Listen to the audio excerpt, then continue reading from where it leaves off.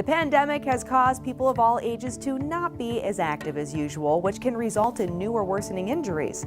Salter Health orthopedic surgeon Corbett Weiniger reminds everyone why you need to keep moving.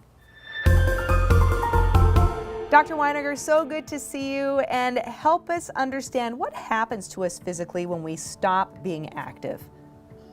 So a lot of times when we're not active, our bodies want to be moving. Our muscles want to have motion, and so does our joints and our bones. And so when we stop being active, especially in times like this in the pandemic, our bodies start to have pain. They start to have stiffness, and then it kind of becomes this snowball effect where it gets worse. And so you don't want to be active even more so. And so we've got to break this kind of a cycle, especially during this time, to be able to keep our bodies moving. Okay, yes. All right. So we don't want to do that snowball, like you mentioned, break the cycle. And I imagine these aches and pains, these new aches and pains for some, may make them want to seek some help. So I'm curious to know, what are the types of injuries that you're seeing, that you're treating right now? I see all sorts of injuries and pains. I see pains in the shoulder and in the elbow and wrist. I see them in the hips and knees and ankles.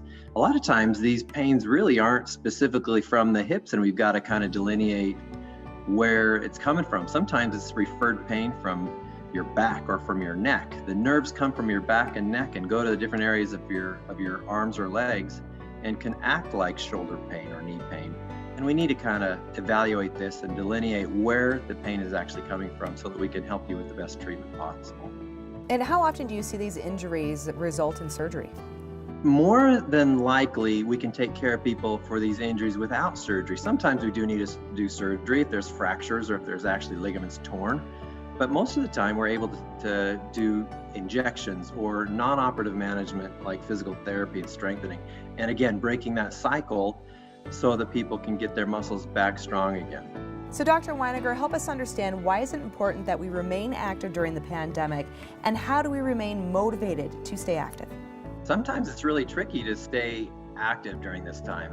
People are having a hard time keeping moving. They work hard and they're strong, but even if you're working hard and keeping your muscles strong in that way, doesn't mean that you're active and keeping your muscles balanced and your body moving right. So you want to be active in multiple different ways. You want to go find things that you love.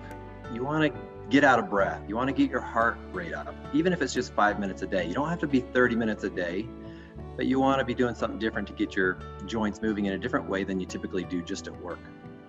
Great. So find something that you love. 5 minutes is better than nothing.